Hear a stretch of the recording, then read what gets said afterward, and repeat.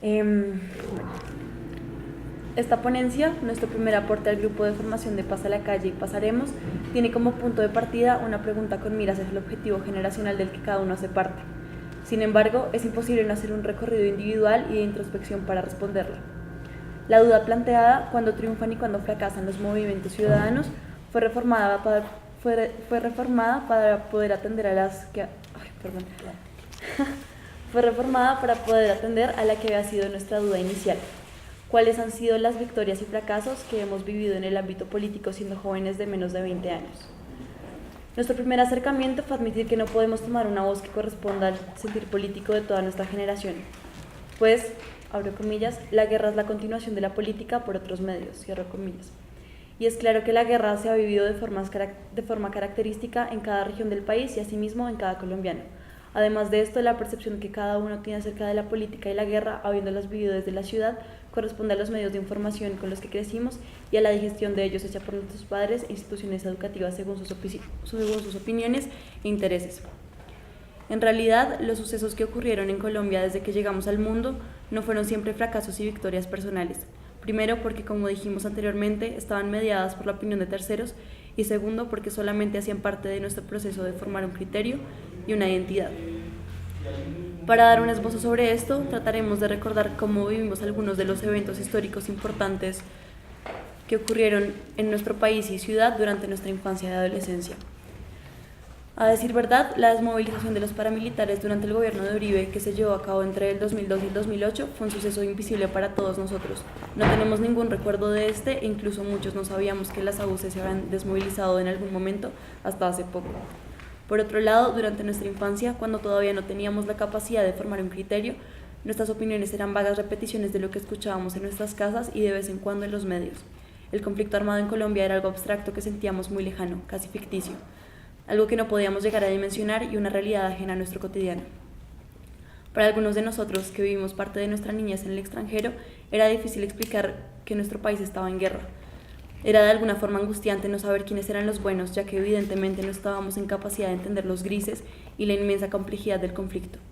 En esta necesidad de identificar al bueno y al malo, algunos de nosotros encontrábamos en la guerrilla aspiraciones de justicia social y equidad, lo cual nos llevaba a idealizarla, y sin embargo, esto entraba en contradicción con lo que escuchábamos en las noticias y con el imaginario popular de las FARC, lo que no aliviaba la angustia. Asimismo, habíamos quienes teníamos una percepción muy distinta, también influenciada por los medios y por lo que escuchábamos de nuestros padres, en la que los guerrilleros eran los villanos. Después empezamos a ver cada vez más en televisión noticias sobre la guerra como la Operación Jaque, el escándalo de Clara Rojas, el caminar de Moncayo, la muerte de Tiro Fijo, el asesinato del Mono Jojoy y de Raúl Reyes, todas presentadas como actos heroicos que alimentaban la satanización de la guerra. De la guerrilla. Esos son nuestros primeros recuerdos de la violencia en Colombia. Hasta antes del primer periodo de Santos, nuestra generación no había vivido fuera del escenario del mandato de Uribe. Sin embargo, el presidente entonces electo fue recibido por un sentir colectivo de desaliento al verlo como un títere más del innombrable, entre otras cosas por la base de su campaña presidencial, continuar con la política de seguridad democrática implementada en los 8 años del gobierno de Uribe. Otra de las razones por las cuales sentimos como desafortunado el triunfo del partido de la U nace de la empatía que se había creado por nuestra parte por el candidato Antanas Mocos. Se vino una oleada larga de paros, no entendíamos su proveniencia, algunos confundidos veíamos como un cotidiano, como un cotidiano en las constantes manifestaciones que se fueron convirtiendo cada vez más en manifestaciones muy violentas. Y en ese entonces el ESMAD aparece para nosotros, generando miedo y alerta de peligro con su actuar repulsivo y su abuso de autoridad, que aún hoy se presenta. Algunos hoy sufrimos de abismos estomacales solo con su presencia.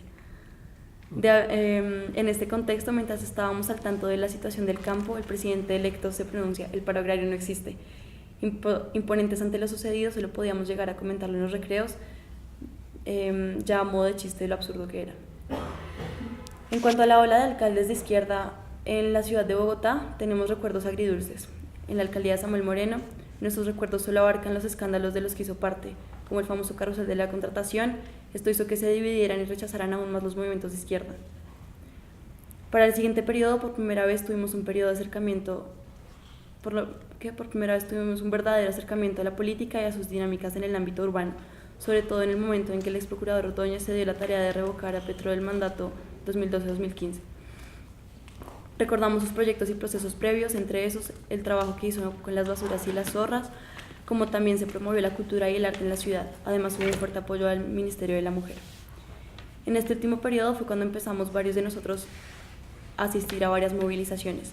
Ya más grandes hemos podido estar presentes en este cambio de la alcaldía, presenciando la llegada de Peñalosa con sus propuestas, que no han sido tan bien recibidas. Y para terminar, las FARC, antes y después de los diálogos de paz de Santos. Muchos no conocíamos a fondo la historia de las FARC, sin embargo, gracias a espacios de nuestros colegios, logramos encontrar herramientas que nos orientaran un poco más en el tema, como el libro de Alfredo Molano, Trochas y Fusiles. Igualmente, aún muchos de nosotros no lográbamos comprender la complejidad del conflicto. Algunos pensábamos que la guerrilla era un héroe gracias al entorno que nos rodeaba. Otros, gracias a las noticias que podíamos escuchar, los veíamos como terroristas, término que también desconocíamos. En la guerra no solo hay malos y buenos, sino que siempre hay grises, lo que nos generaba angustia. Ahora que hemos vivido el proceso de los diálogos y que en este momento inició la implementación, ha sido una oportunidad para entender que Timochenko y todos los que estuvieron en el monte algún día también